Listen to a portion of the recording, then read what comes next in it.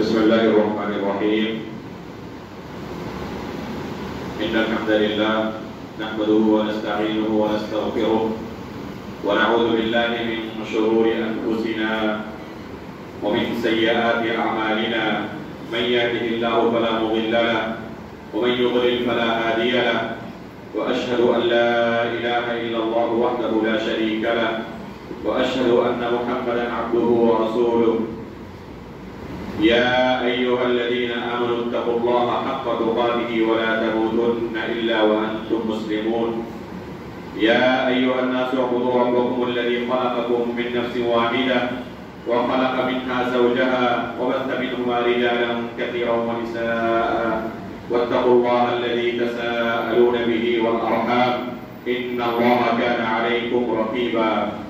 يا أيها الذين آمنوا اتقوا الله وقولوا قولا سديدا يصلح لكم أعمالكم ويغفر لكم ذنوبكم ومن يطع الله ورسوله فقد فاز فوزا عظيما. أما بعد فإن أصدق الحديث كتاب الله وأحسن الهدي هدي محمد صلى الله عليه وسلم وشر الأمور محدثاتها وكل محدثة بدعة وكل بدعة ضلالة وكل ضلالة في النار. محترم و مکرم حاضرین مجلس، بزرگوں، دوستوں، اسلامی بھائیوں اور پردہ نشین ماؤں بہنوں، اللہ رب العالمین کا ہم شکریہ ادا کرتے ہیں کہ اللہ رب العالمین نے ہمیں آج اس مجلس میں اس مبارک جگہ پر بیٹھنے کی توفیق عطا فرمائی. میرے بھائیوں، یہ کوئی عام مجلس نہیں ہے، یہ کوئی دنیاوی مجلس نہیں ہے. یہاں پر ایک ہم خاص مقصد کے تحت آئے ہیں. یہ بہت ہی بابرکت مجلس ہے. اس طرح کی مجالس کے سلسلے میں نبی کریم صلی اللہ علیہ وسلم نے جو خوشخبری سنائی ہے بہت ہی عظیم خوشخبری ہے. اللہ کے رسول صلی اللہ علیہ وسلم فرماتے ہیں: مجتمع قوم فی بیت من بیوت اللہ یتلون کتاب اللہ وَيَتَدَارَسُونَهُ بَيْنَهُمْ. جب کچھ لوگ اللہ رب العالمین کے گھر میں جمع ہوتے ہیں، اکٹھے ہوتے ہیں اور اللہ رب العالمین کی کتاب کا دراسہ کرتے ہیں، کتاب و سنت کی باتیں سننے سیکھنے کے لیے حاضر ہوتے ہیں، تو اللہ رب العالمین کی طرف سے ایسے لوگوں پر سکینت نازل ہوتی ہے. فرشتے ان کے لیے دعائیں کرتے ہیں، فرشتے نازل ہوتے ہیں، رحمت ان کو ڈھانپ لیتی ہے اور اللہ رب العالمین فرشتوں کے درمیان ان لوگوں کا تذکرہ کرتے ہیں. ابھی ہم یہاں بیٹھے ہوئے ہیں اور اللہ رب العالمین فرشتوں کے درمیان ہمارا تذکرہ کر رہے ہیں. یہ کوئی عام مجلس نہیں ہے، بلکہ حدیث کے اندر آتا ہے کہ فرشتے اللہ رب العالمین سے مجلس کے اندر بیٹھنے والے بعض لوگوں کے سلسلے میں یہ کہتے ہیں کہ اللہ، ان میں سے تمام کے تمام لوگ اسی دینی درس کو سننے کے لیے، دین کی باتیں سیکھنے کے لیے حاضر نہیں ہوئے ہیں، بلکہ بعض لوگ ایسے بھی ہیں جو کسی خاص مقصد کے تحت آئے تھے، ان کو کوئی خاص ضرورت تھی، وہ گزر رہے تھے اور اپنی خاص ضرورت کے تحت وہ بیٹھے ہوئے ہیں. ان کا مقصد اس مجلس میں بیٹھنے کا دین سیکھنا نہیں ہے.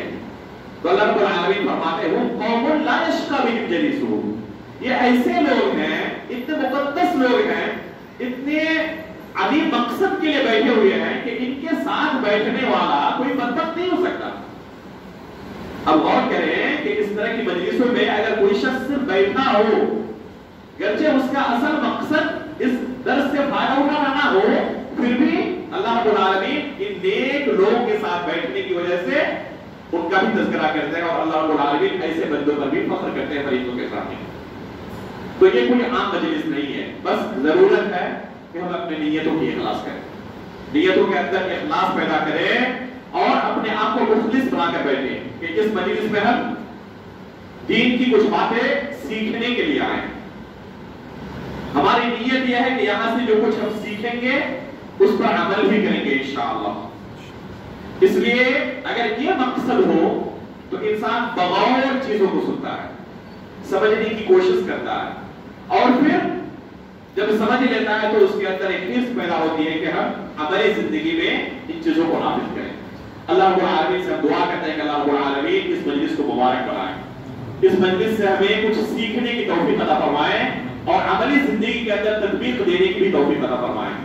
بہت مبارکباد کے مستحق ہیں وہ تمام لوگ جنہوں نے اس مجلس کو قائم کیا, اور سب سے زیادہ مبارکباد کے اور شکریہ کے مستحق آپ لوگ ہیں جو اپنے قیمتی اوقات کو قربان کر کے یہاں پر حاضر ہوئے ہیں دین کی کچھ باتیں سیکھنے کے لیے اور سننے کے لیے. اللہ رب العالمین ہماری اس مجلس کو قبول فرما لے. محترم حاضرین, ابھی شیخ محترم سے جنت کیسے ملے گی اس تعلق سے ہم سن رہے تھے. بہت ہی پیاری باتیں شیخ بتا رہے تھے اور من گھڑت باتیں نہیں, تمام باتوں کو انہوں نے آپ نے غور کیا ہوگا شروع سے آخر تک قرآن اور حدیث کے دلائل سے. جنت کیسے ملے گی, ایک ایک عمل کو شیخ نے بیان کیا اور ایک ایک عمل کو کتاب اللہ اور سنت رسول سے ثابت کیا کہ اللہ رب العالمین نے یا اللہ کے رسول صلی اللہ علیہ وسلم نے خود بیان کیا ہے کہ اگر ہم جنت پانا چاہتے ہیں تو ان اعمال کو کریں, اس طریقے سے ہمیں جنت مل سکتی ہے. مجھے جو موضوع دیا گیا ہے وہ ہے حق تلفی کا انجام. یہ ایسا موضوع ہے جس کا تعلق ہر بندے کے ساتھ, دنیا کا کوئی ایسا شخص نہیں ہے جس کا اس موضوع کے ساتھ تعلق نہ ہو. اللہ رب العالمین نے انسان کو مدنی الطبع بنایا ہے, یعنی انسانوں کے ساتھ گھل مل کر رہنے والا.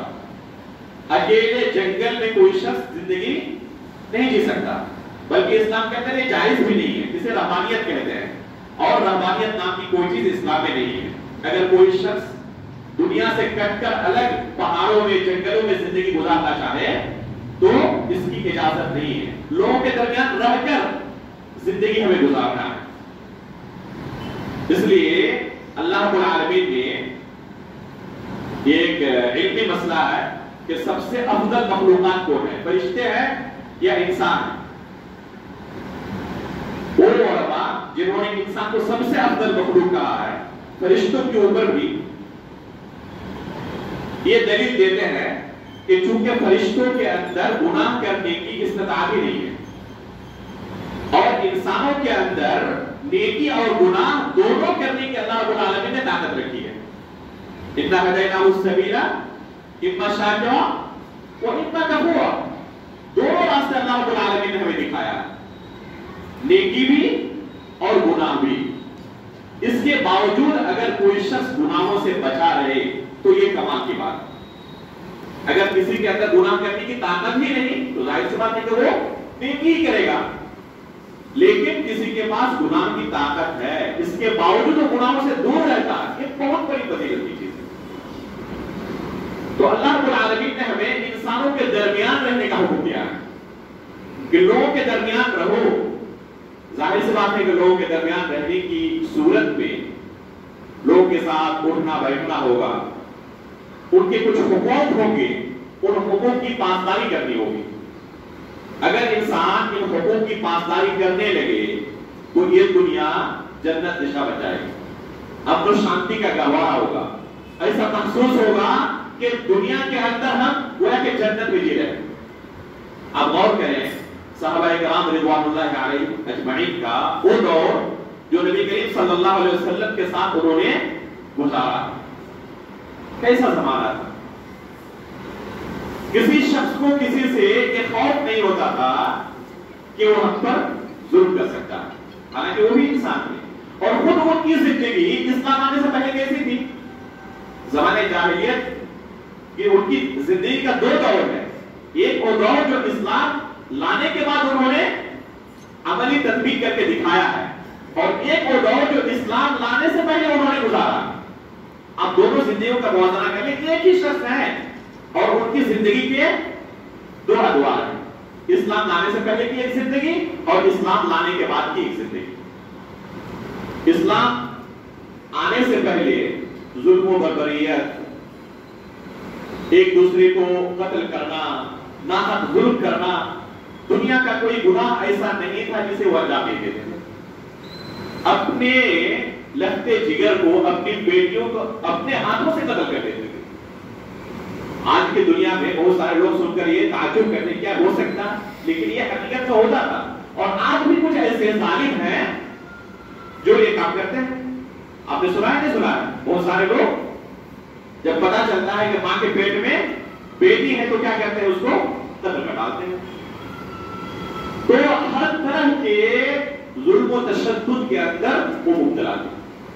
وہی لوگ جب اسلام آیا اللہ رب العالمین نے ان کو ایک دوسرے کے حقوق کے متعلق بتایا، متنبہ کیا. اللہ کے رسول صلی اللہ علیہ وسلم نے انہیں ان تمام چیزوں کی تعلیم دی کہ کس کے ساتھ کس طرح زندگی گزارنی ہے.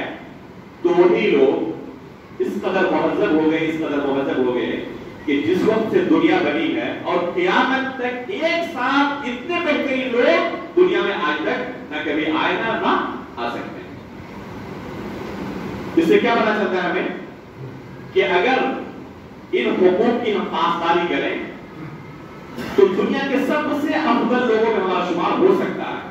لیکن اگر ان حقوق کو ہم پسے کچھ ڈال دیں، کوئی پرواہ نہ کریں، تو زمانے جاہلیت کی طرح ہم بھی ہو سکتے ہیں، اسی قدر وحشی اور بربری میں ہو سکتے ہیں. اس لیے سب سے پہلے ہمیں جاننے کی ضرورت ہے کہ اللہ رب العالمین نے ہمارے اوپر کون سے حقوق متعین کیے ہیں. جب حقوق کی معرفت ہوگی تبھی ہم ان کی پاسداری کر سکتے ہیں، ان حقوق کو ادا کر سکتے ہیں، نبھا سکتے ہیں. لیکن اگر حقوق کی معرفت ہی نہیں ہے، علم ہی نہیں ہے کہ ہمارے اوپر کون سے حقوق ہیں، تو ظاہر سی بات ہے کہ بلا علم کسی کام کو انجام دینا ممکن نہیں ہے. دنیا کا کوئی بھی کام، اگر کوئی شخص گاڑی ڈرائیو کرنا چاہے اور اسے ڈرائیونگ نہیں آتی، اسے ڈرائیو نہیں سیکھی ہے، تو کیا کوئی شخص فری بھی اس کی گاڑی میں بیٹھنا چاہے گا؟ اگر وہ کہے چلو فری میں لے جاؤ گا تو ممکن، ابھی آپ کو پتا ہے کہ اس کو ڈرائیونگ نہیں آتی ہے، تو آپ اس کی گاڑی میں فری میں بیٹھیں گے؟ ظاہر سی بات ہے نہیں بیٹھیں گے، اس لیے کہ وہ خود مرے گا دوسروں کو بھی مارے گا. تو بلا علم کوئی کام کرنا اسی طرح ہے تقریباً. اس لیے سب سے پہلے ہمیں جاننے کی ضرورت ہے، علم حاصل کرنے کی ضرورت ہے کہ اللہ رب العالمین نے ہمارے اوپر دوسروں کے تعلق سے کون سے حقوق متعین کیے ہیں تاکہ ہم ان حقوق کی پاسداری کر سکیں. انشاءاللہ اس وقت بہت زیادہ نہیں ہے، لیکن انشاءاللہ میں کوشش کروں گا کہ جو حقوق ہم پر ہیں مختصر انداز میں ہی ان کا تذکرہ آ جائے تاکہ ہم ان حقوق کی پاسداری کر سکیں اور اللہ رب العالمین کے یہاں جب ہم اٹھائے جائیں تو ان حقوق کے تعلق سے ہمیں سوال نہ ہو. حقوق کی حق تلفی کا اللہ رب العالمین نے دو انجام بیان کیا. آپ نے اس سے پہلے بھی شاید سے سنا کہ کچھ حقوق ایسے ہیں جن کا تعلق اللہ رب العالمین کے ساتھ ہے، جن کو کیا کہا جاتا ہے؟ حقوق اللہ. اور کچھ حقوق ایسے ہیں جن کا تعلق مخلوق کے ساتھ ہے، بندوں کے ساتھ ہے، ان کو کہا جاتا ہے حقوق العباد. حقوق اللہ کے تعلق سے اللہ رب العالمین نے یہ اصول بیان کیا ہے، ان اللہ لا یغفر ان یشرک بہ ویغفر ما دون ذلک لمن یشاء، کہ اللہ رب العالمین شرک کا گناہ معاف نہیں کرتا. اس کے ساتھ شرک کیا جائے اللہ رب العالمین اسے معاف نہیں کرتا. اس کے علاوہ دوسرے جو بھی گناہ ہیں اللہ تعالیٰ چاہے تو معاف کر سکتا ہے، یہ اللہ رب العالمین کی مشیت کے تحت ہے. ضروری نہیں کہ معاف کر دے، چاہے تو اللہ تعالیٰ معاف کر سکتا ہے. اور حقوق العباد کے تعلق سے نبی کریم صلی اللہ علیہ وسلم نے بیان فرمایا ہے، صحیح مسلم کی روایت ہے، لَتُوَدُّنَّ الْحُقُوقَ إِلَىٰ أَهْلِهَا يَوْمَ الْقِيَامَةِ، کہ قیامت کے دن جس نے جس کا حق مارا ہے اس سے اس کا بدلہ لیا جائے گا. یہاں تک اللہ کے رسول فرماتے ہیں حَتَّى يُقَادَ لِلشَّأْتِ الْجَلْحَا مِنَ الشَّأْتِ الْقَرْنَا، اگر کوئی سینگ والی بکری ہے، اس نے بغیر سینگ والی بکری کو دنیا کے اندر مارا ہے، نقصان پہنچایا ہے، تو قیامت کے دن اس سے بھی اس سے بدلہ لیا جائے گا، چاہے وہ حق چھوٹا ہو یا بڑا ہو. آج اگر ہم اسے اپنی چالاکی اور ہوشیاری پر مقبول کر رہے ہیں کہ فلاں کو ہم نے بیوقوف بنا دیا اور وہ مجھے پکڑ نہیں سکا، تو اس چالاکی اور ہوشیاری پر بہت زیادہ اترانی کی ضرورت نہیں ہے. ہمیشہ ہمارے ساتھ کرام کاتبین موجود ہیں، ہر چیز کو وہ نوٹ کر رہے ہیں. سورۃ الزلزال کے اندر اللہ رب العالمین نے کیا فرمایا ہے؟ فَمَن يَعْمَلْ مِثْقَالَ ذَرَّةٍ خَيْرًا يَرَهُ وَمَن يَعْمَلْ مِثْقَالَ ذَرَّةٍ شَرًّا يَرَهُ. اگر ایک ذرے کے برابر بھی اس نے خیر کا کام کیا ہوگا، نیکی کا کام کیا ہوگا، تو قیامت کے دن نامہ اعمال کے اندر اس چیز کو بھی دیکھے گا. اور ایک ذرے کے برابر بھی اس نے گناہ کا کام کیا ہے تو قیامت کے دن اس چیز کو بھی دیکھے گا. کوئی چیز چھپی نہیں رہ سکتی، چاہے رات کی تاریکی میں کریں، دروازہ بند کر کے کریں. آج کل انٹرنیٹ اور موبائل کا زمانہ ہے، سائبر کرائم کے ذریعے کریں. ہو سکتا ہے کہ دنیا کا کوئی بندہ آپ کو نہ پکڑ سکے، لیکن اللہ رب العالمین کے یہاں ضرور پکڑے جائے گا. اللہ رب العالمین کے سامنے کوئی بچ نہیں سکتا.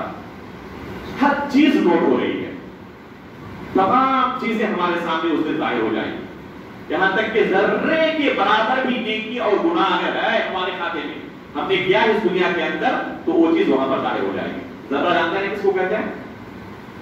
ذرہ کہتے ہیں، آپ نے دیکھا ہوگا دیواروں کے اندر سوراخ ہوتے ہیں، جب سورج کی شعاعیں آتی ہیں روم کے اندر تو اس روشنی میں وہ ذرے نظر آتے ہیں. اتنے باریک ہوتے ہیں کہ ننگی آنکھوں سے ان کو دیکھنا ممکن نہیں ہوتا. ذرے موجود ہوتے ہیں، ہر جگہ موجود ہے، یہاں پر موجود ہے، لیکن کیا آپ دیکھ پا رہے ہیں؟ ابھی نہیں دیکھ پا رہے ہیں. لاکھ کوشش کر لیں، ذروں کو آپ دیکھ نہیں پا رہے ہیں. ان ذروں کو آپ کب دیکھ پائیں گے؟ سورج کی شعاعیں جب اس روم کے اندر داخل ہوگی تو جہاں سے وہ روشنی باریک سی آ رہی ہے اس روشنی میں آپ ان ذروں کو دیکھ سکتے ہیں. اب سوچیں کہ کتنی باریک چیز کا اللہ رب العالمین نے مثال اس کی پیش کی ہے. ان ذروں کے برابر بھی اگر ہم نے کوئی نیکی کی ہے یا کسی گناہ کا کام کیا ہے تو یہ چیز بھی نامہ اعمال کے اندر ظاہر ہو جائے گی. اس لیے بہت زیادہ خوش ہونے کی، اترانے کی ضرورت نہیں ہے کہ ہم نے فلاں کو بیوقوف بنا دیا اور فلاں کا حق کر لیا اور اس کو پتہ ہی نہیں چل پایا.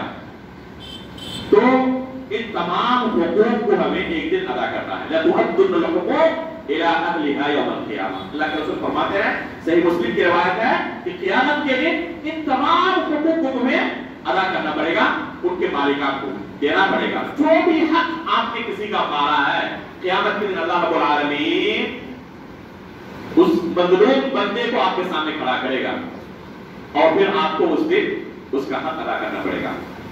ظاہر سی بات ہے کہ وہاں پر روپیے پیسے نہیں ہوں گے، وہاں پر روپیے پیسے نہیں ہوں گے، وہاں پر معاف کرنے کا بھی کوئی سسٹم نہیں ہوگا. دنیا کے اندر اس کے پاس جا کر آپ اس سے معافی طلب کر سکتے ہیں کہ مجھے معاف کر دو، لیکن وہاں پر یہ دنیا دار العمل ہے اور آخرت کے دار الجزا ہے. اس دن صرف رزلٹ ہے، اس دن عمل نہیں ہے. جس طرح آپ امتحان دیتے ہیں نا اسکولوں میں، تو جس دن رزلٹ آؤٹ ہوتا ہے اس دن اگر آپ جائیں آفس میں اور کہیں کہ فلاں سوال کا جواب میرا غلط ہو گیا تھا، پیپر لائیں تو اس کو صحیح کر دیتا ہوں، کیا آپ کو موقع دیا جائے گا اس دن؟ نہیں، اس دن موقع نہیں دیا جائے گا. آپ کے پاس ایک فرصت تھی، ایک موقع تھا، چانس تھا، جب آپ امتحان ہال میں بیٹھے ہوئے تھے، آپ کے پاس کاپی تھی، اس وقت آپ کے پاس پورا موقع تھا کہ آپ جو غلطیاں ہوئی ہیں وہ اصلاح کر لیں. لیکن کاپی جمع کر دینے کے بعد، رزلٹ کا دن آ جانے کے بعد، اس دن اگر آپ چاہیں کہ کچھ اصلاح کر لیں تو اب ممکن نہیں. تو یہ دنیا دار العمل ہے. اس دنیا میں آپ اس سے معافی طلب کر سکتے ہیں، روپے پیسے کے ذریعے اس کو راضی کر سکتے ہیں، مختلف طریقوں سے اس کو آپ راضی کر سکتے ہیں، لیکن اس دن کچھ بھی نہیں ہوگا آپ کے پاس سوائے اعمال کے. آپ کے عمل میں سے کاٹ کر اس کو دیا جائے گا، آپ کی نیکیوں کو کاٹ کر اس مظلوم بندے کو دیا جائے گا. اگر نیکیاں ختم ہو جائیں تو اس مظلوم بندے کے سر پر اگر گناہ ہیں تو ان گناہوں کو آپ کے اوپر لایا جائے گا. اللہ کے رسول صلی اللہ علیہ وسلم فرماتے ہیں حدیث کے اندر، صحیح مسلم کی روایت ہے، فرماتے ہیں کہ تم جانتے ہو کہ مفلس کسے کہتے ہیں؟ صحابہ اکرام نے فرمایا کہ ہم تو یہ نہیں جانتے ہیں کہ جس کے پاس روپیے پیسے نہ ہو وہ مفلس ہے، وہ فقیر ہے. تو اللہ کے رسول نے فرمایا کہ قیامت کے دن میری امت میں مفلس وہ ہوگا جو بہت سارے روزے، نماز، صدقات و خیرات، بہت ساری نیکیوں کے ساتھ اللہ رب العالمین کے ہاں حاضر ہوگا، لیکن اس کی حالت کیا ہوگی؟ فَضَرَبَ هَذَا وَشَتَمَ هَذَا وَأَخَذَ مَالَ هَذَا. فلاں کو مارا تھا، فلاں کو گالی دیا تھا، فلاں کا مال ہڑپ لیا تھا، فلاں کے اوپر الزام لگایا تھا جھوٹا، مختلف طرح کے حقوق العباد اس کے اوپر ہوں گے. بندوں کا حق مار کے وہ آخرت کا اللہ پاس حاضر ہوا ہے. نیکیاں تو بہت ہے، لیکن ساتھ میں حقوق العباد کی لمبی ایک فہرست ہے جو اس نے دنیا کے اندر لوگوں کے حقوق غصب کیے ہوئے. تو اللہ رب العالمین کیا کرے گا؟ اس بندے کی نیکیوں کو کاٹ کر، بہت ساری نیکیاں لایا تھا نا، نیکیوں کے انبار لایا تھا، پہاڑ لایا تھا، اس کی نیکیوں کو کاٹ کر جتنے مظلوم ہوں گے، جن لوگوں پر انہوں نے ظلم کیا ہے، تمام لوگوں کو اس بندے کی نیکیوں سے اللہ رب العالمین دیتا رہے گا، یہاں تک کہ اس کی تمام نیکیاں ختم ہو جائیں گی. لیکن مظلومین کی ابھی لمبی تعداد باقی ہے، مظلومین کی تعداد ابھی ختم نہیں ہوئی ہے. وہ لائن پہ لگے ہوئے ہیں حق لینے کے لیے. تب کیا کیا جائے گا؟ اللہ رب العالمین ان کے گناہوں کو اس کے سر پر لانا شروع کرے گا. یہاں تک کہ ایک وقت ایسا تھا جب وہ آیا تھا، نیکیوں کا پہاڑ تھا اس کے پاس، اب گناہوں کا پہاڑ ہو جائے گا اور پھر اس کو گھسیٹتے ہوئے جہنم میں ڈال دیا جائے گا. تو میرے بھائیوں، یہ معاملہ بڑا سنگین معاملہ ہے. حق تلفی کا انجام بڑا خطرناک انجام ہے. اگر ہم بہت زیادہ نماز، روزے اور صدقات و خیرات کے اندر مشغول رہنے والے ہیں، اللہ تعالیٰ کا شکریہ ادا کرنا چاہیے اگر کوئی بندہ اس طرح کی نیکیوں کے اندر اپنے آپ کو مشغول رکھا ہوا ہے. لیکن ساتھ ہی ساتھ اللہ رب العالمین نے ہمارے اوپر بہت سارے حقوق متعین کیے ہیں. ان حقوق کو ادا کرنا ہمارے اوپر ضروری ہے، ورنہ یہ نماز، روزے اللہ رب العالمین کے پاس ہمیں نہیں بتا سکتے. اس لیے ضروری ہے کہ آپ حقوق کو پہلے جانیں کہ ہمارے اوپر اللہ رب العالمین نے کون کون سے حقوق متعین کیے ہیں، اور پھر ان حقوق کو ادا کرنا شروع کریں. ان حقوق کی ہمیشہ پاسداری کرنے کی کوشش کریں. جب بھی حق تلفی کی بات آتی ہے تو ہمارے ذہن کے اندر کون سے حقوق آتے ہیں جن کی ہم حق تلفی کرتے ہیں؟ اکثر و بیشتر جو لوگوں کے ساتھ لین دین وغیرہ ہوتا ہے، یہی حقوق ہمارے ذہن میں آتے ہیں. حالانکہ سب سے بڑا حق یہ ہے جو کہ ابھی ناظر جلسہ شیخ نے بیان کیا تھا، سب سے بڑا حق بندے پر یہ ہے کہ اللہ رب العالمین کی عبادت کرے. اگر اللہ رب العالمین کے ساتھ دنیا میں اس نے کسی کو شریک کیا ہے تو اس سے بڑا ظلم دنیا میں نہیں ہے. ان الشرک لظلم عظیم. اللہ رب العالمین نے بیان کیا ہے کہ شرک سب سے بڑا ظلم ہے، دنیا کے اندر اس سے بڑا ظلم ہو ہی نہیں سکتا. تو سب سے پہلے حقوق میں اللہ رب العالمین کا حق آتا ہے. حقوق کے اندر سب سے پہلا حق کس کا آتا ہے؟ اللہ رب العالمین کا. تبین داری رضی اللہ تعالیٰ عنہ بیان کرتے ہیں کہ اللہ کے رسول صلی اللہ علیہ وسلم نے فرمایا الدین النصیحہ، یہ دین خیر خواہی کا نام ہے. ہر ایک کے ساتھ خیر خواہی کا آپ معاملہ برتیں، خیر خواہی کے ساتھ پیش آئیں، کسی کو دھوکہ نہ دیں، کسی پر ظلم و ستم نہ کریں، سب کو شک نہ کریں کسی کو. یہ دین خیر خواہی کا نام ہے. صحابہ کرام نے پوچھا اللہ کے رسول کس کے ساتھ ہم خیر خواہی کریں؟ قلنا لمن یا رسول اللہ کے رسول یہ خیر خواہی کا معاملہ جو ہم کریں تو کن کے ساتھ کریں؟ تو اللہ کے رسول نے سب سے پہلے کیا فرمایا؟ للہ ولکتابہ ولرسولہ ولائمۃ المسلمین وعامتہ. یہ صحیح مسلم کی روایت ہے. اللہ کے رسول فرماتے ہیں کہ اللہ رب العالمین کے ساتھ خیر خواہی کا معاملہ کرو، اس کی کتاب کے ساتھ یعنی قرآن مجید کے ساتھ، رسول اللہ صلی اللہ علیہ وسلم کے ساتھ، مسلمانوں کے حکمراں کے ساتھ اور عام لوگوں کے ساتھ. تو یہ دین خیر خواہی کا نام ہے. سب سے پہلے اللہ رب العالمین کا حق آتا ہے. اگر اللہ رب العالمین کا حق ہم مان لیں اور جو اس کا ہمارے اوپر حق ہے کہ ہم اس کی صرف عبادت کریں، اس کے ساتھ کسی کو شریک نہ ٹھہرائیں، تو دنیا کے تمام حقوق ادا کرتے رہیں، آخرت کے اندر نجات ملنے والی نہیں ہے. معاذ بن جبل رضی اللہ تعالیٰ عنہ فرماتے ہیں کہ اللہ کے رسول صلی اللہ علیہ وسلم کے ساتھ میں ایک دن آپ کی سواری کے پیچھے بیٹھا ہوا تھا. اللہ کے رسول نے یہی سوال کیا مجھ سے، یا معاذ اتدری ما حق اللہ علی العباد؟ اے معاذ، کیا تم جانتے ہو کہ اللہ رب العالمین کا اپنے بندوں پر کیا حق ہے؟ تو میں نے کہا اللہ و رسولہ اعلم، اللہ اور اس کے رسول بہتر جانتے ہیں۔ تو اللہ کے رسول نے جواب دیا ان یعبدوہ ولا یشرکوا بہ شیئا، اللہ رب العالمین کا بندوں پر حق یہ ہے کہ صرف اور صرف اس کی عبادت کرے، اس کے ساتھ کسی کو شریک نہ کرنا۔ اور بندوں کا اللہ پر حق کیا ہے؟ پھر اللہ کے رسول نے پوچھا وما حق العباد علی اللہ، پھر انہوں نے وہی جواب دیا کہ اللہ اور اس کے رسول بہتر جانتے ہیں، اللہ و رسولہ اعلم۔ تو اللہ کے رسول صلی اللہ علیہ وسلم نے خوشخبری سنائی کہ اگر بندے اللہ رب العالمین کا یہ حق پورا کرتے ہیں، ادا کرتے ہیں، تو اللہ رب العالمین کے اوپر بندوں کا حق یہ ہے کہ اللہ رب العالمین ایسے بندوں کو عذاب کے اندر مبتلا نہ کرے۔ اس لیے میرے بھائیوں، حقوق کے اندر سب سے پہلا حق آتا ہے اللہ رب العالمین کا۔ اللہ رب العالمین کا حق اگر ہم ادا کر رہے ہیں تب دوسرے حقوق کی باری آتی ہے۔ اللہ رب العالمین کا حق اگر ہم نہ ادا کر رہے ہو اور دنیا کے تمام لوگوں کے حقوق ادا کرتے رہے، سب کے ساتھ حسن سلوک کا معاملہ کریں، تو یہ تمام نیکیاں آخرت کے دن ہمیں نجات نہیں دلا سکتی۔ حاتم طائی کا نام آپ نے سنا ہوگا، جی سنا ہے؟ سنا آپ لوگوں نے حاتم طائی کا نام؟ اکثر و بیشتر لوگ حاتم طائی کو کس نسبت سے جانتے ہیں؟ وہ سیریل وغیرہ جو دیکھتے ہیں، شاید کسی سیریل کا نام ہے، وہ اسی نسبت سے جانتے ہیں۔ افسوس کی بات یہ ہے کہ ہمارے علم کا سورس یہ پرش چیزیں بن گئی ہے۔ حاتم طائی کے ایک لڑکے تھے، عدی بن حاتم رضی اللہ تعالی عنہ، صحابی رسول تھے، اور حاتم طائی بہت بڑے سخی تھے،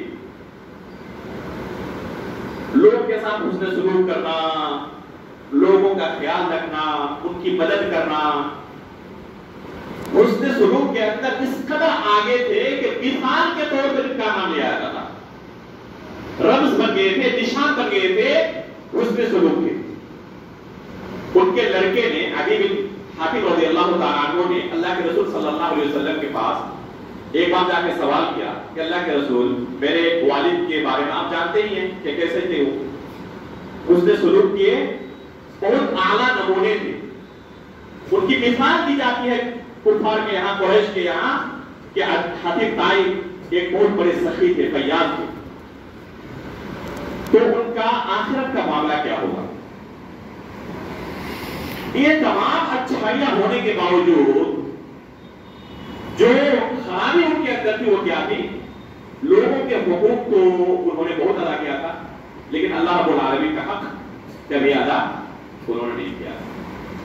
اللہ رب العالمین کا حق کیا ہے؟ ابھی میں نے تھوڑی دیر پہلے بیان کیا کہ صرف اس کی عبادت کرے اور اس کے ساتھ کسی کو شریک نہ کرنا، یہ اللہ رب العالمین کا حق، یہ حق انہوں نے کبھی ادا نہیں کیا۔ اللہ رب العالمین کی عبادت نہیں کی تھی، ہمیشہ زندگی بھر شرک ہی کرتے رہے اور شرک پر ہی ان کی وفات ہوئی۔ لیکن حسن سلوک کے معاملے میں اپنی مثال آپ تھے۔ اللہ کے رسول صلی اللہ علیہ وسلم نے ان کے لڑکے کو کیا جواب دیا کہ آپ کے والد نے ایک خاص مقصد کے تحت یہ حسن سلوک کا، سخاوت و فیاضی کا کام کیا تھا، انہیں وہ چیز حاصل ہو گئی، البتہ آخرت میں ان کے لیے کچھ نہیں ہے، آخرت میں ان کے لیے کچھ نہیں ہے۔ اللہ رب العالمین کی جنت پانے کے لیے، جہنم سے بچنے کے لیے انہوں نے ایسا کام نہیں کیا تھا۔ اور کوئی بھی حسن سلوک کا کام، کوئی بھی نیک عمل بندہ اگر اللہ رب العالمین کی رضامندی کے لیے کرے تب اسے نیکی ملے گی۔ اگر کوئی مومن بھی ہو، اللہ رب العالمین پر ایمان پہ رکھتا ہو، لیکن کوئی نیکی کا کام ریاکاری کے لیے کرے تو نیکی ملے گی؟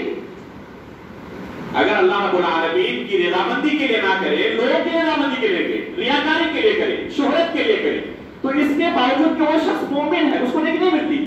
تو ایک بندہ جس کا اللہ رب العالمین پر ایمان ہی نہ ہو، اللہ رب العالمین کے پاس اس کا اجر ملنے والا یہ نیت ہی نہ ہو، تو ظاہر سی بات ہے اسے اللہ رب العالمین کے پاس کچھ نہیں ملنے والا۔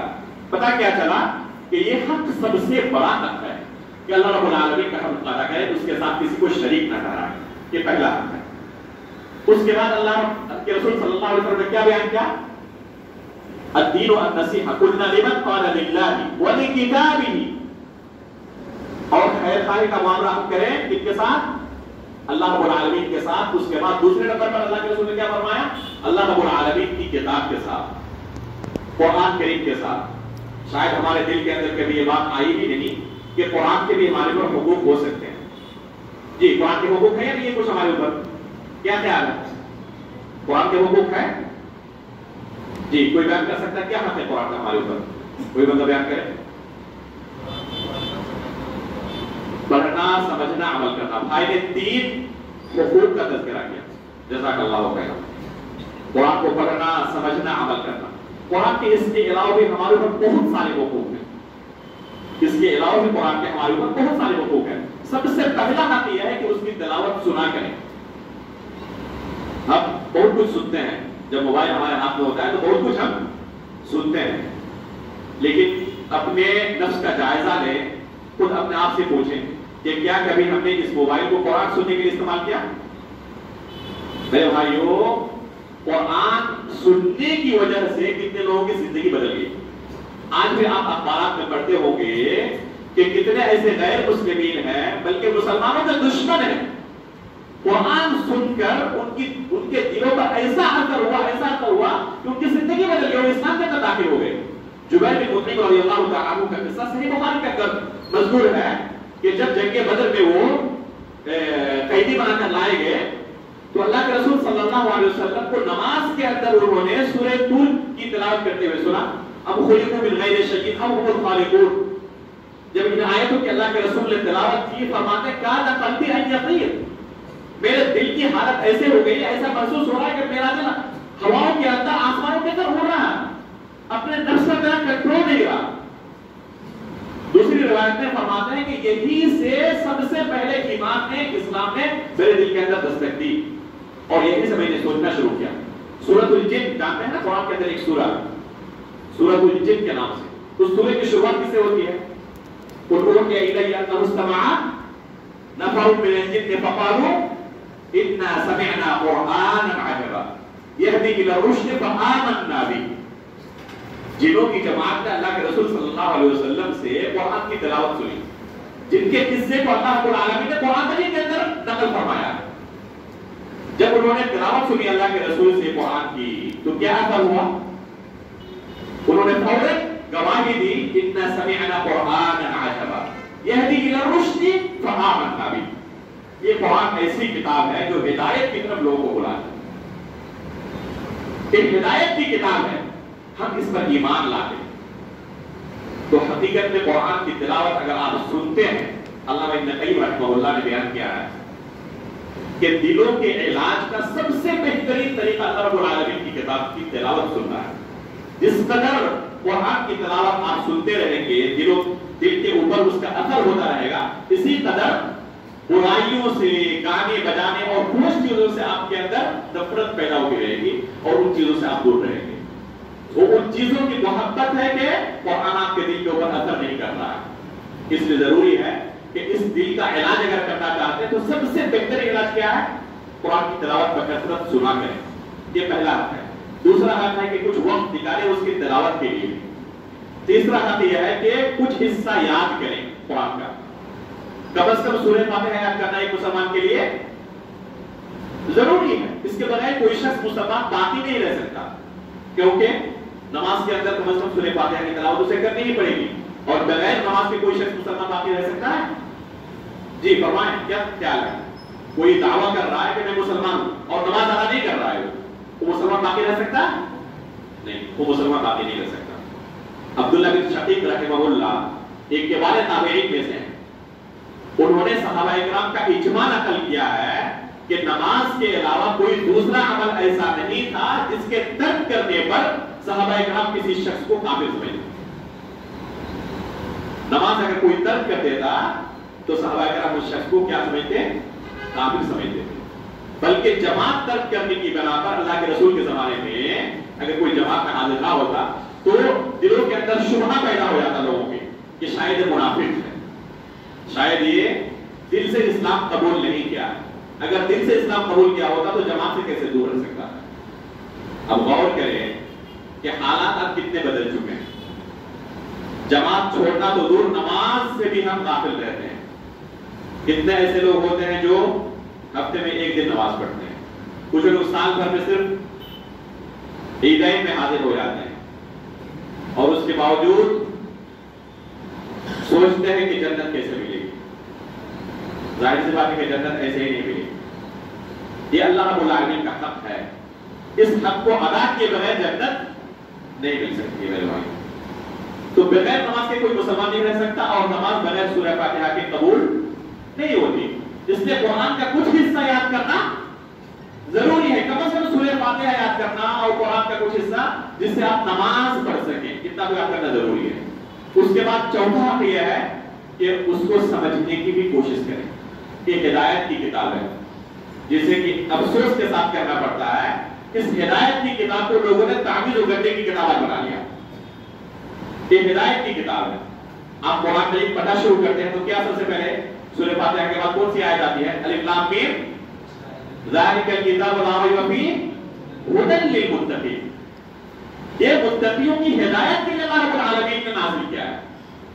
شہر رمضان الذی انزل فیہ القرآن ھدی للناس. لوگوں کی ہدایت کے لیے اللہ رب العالمین نے اس کتاب کو نازل کیا ہے.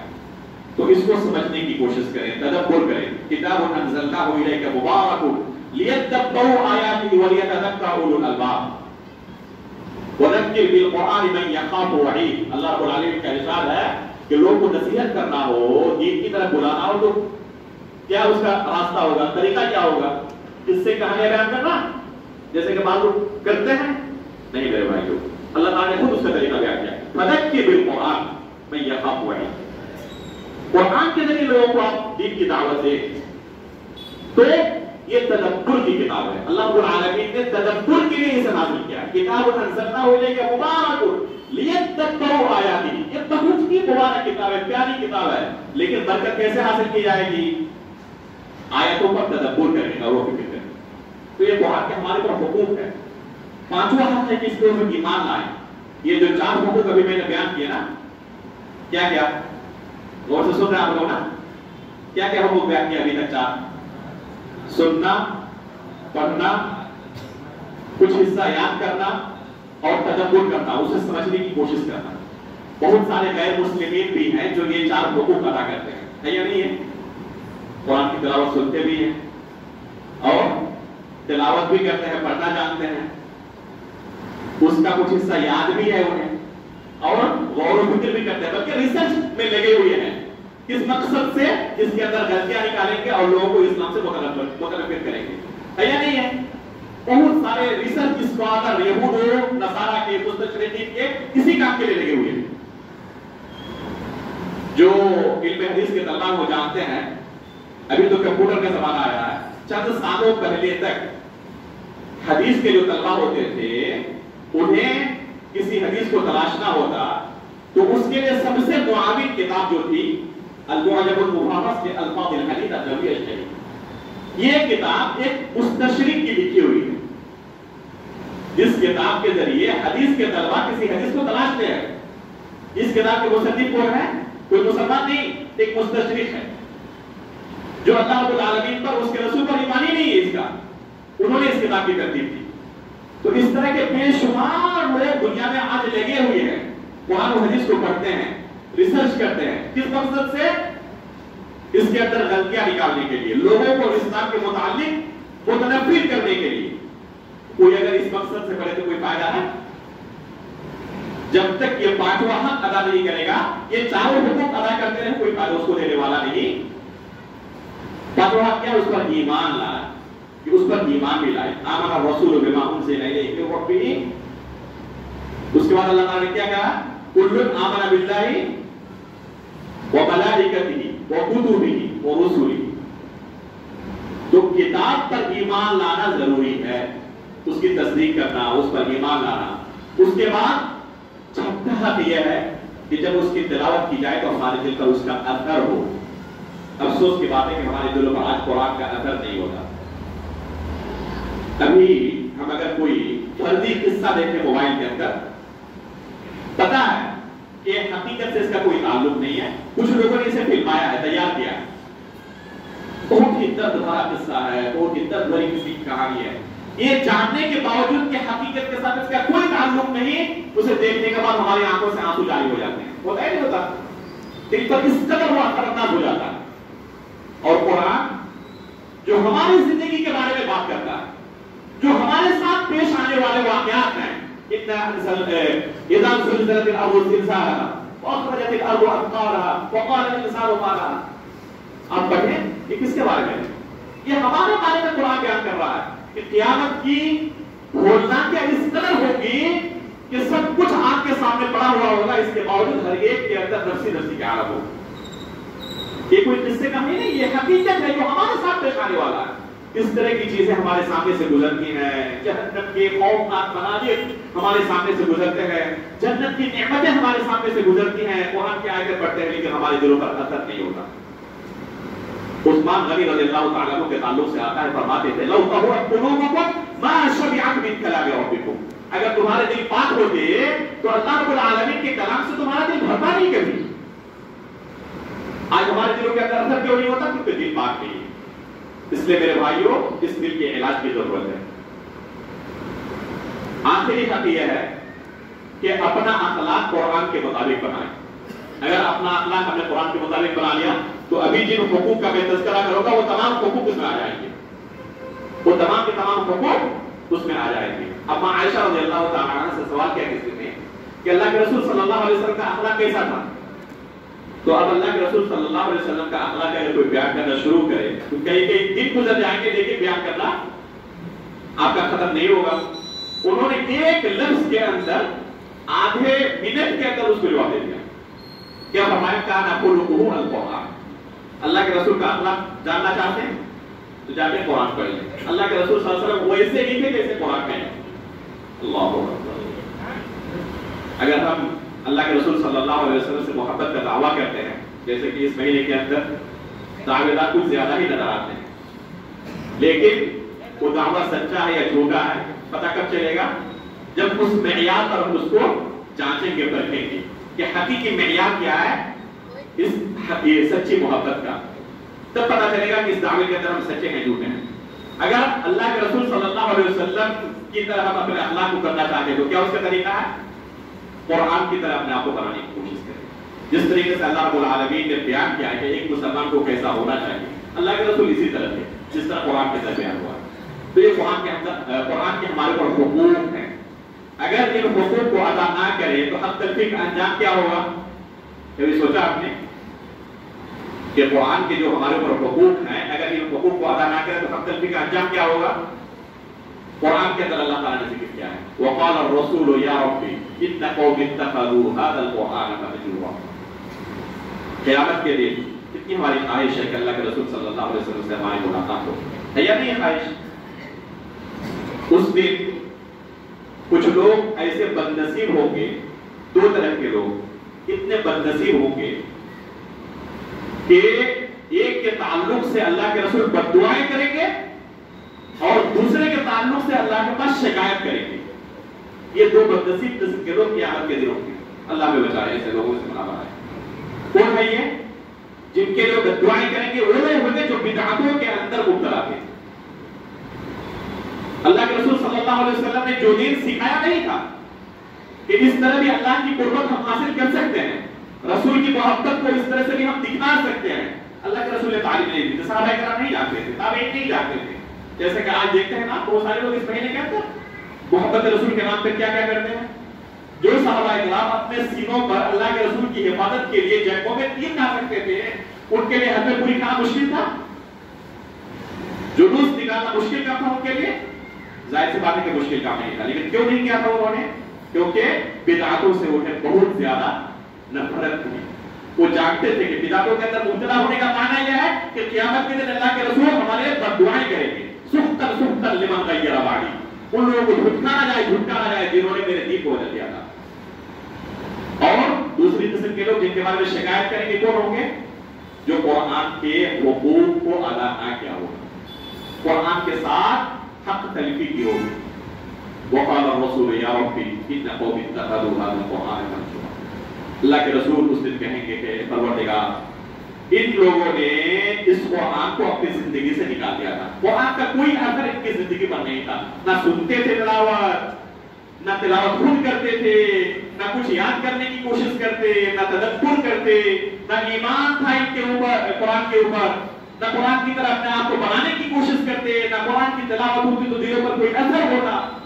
जिंदगी के अंदर कुरान का कोई हिस्सा नहीं था। तो हक तलफी करने वालों का अंजाम आप समझ सकते हैं कि कितना संगीन और खतरनाक है। तो ये अल्लाह के रसूल सल्लल्लाहु अलैहि वसल्लम कुरान के हमारे पर हुकूक है।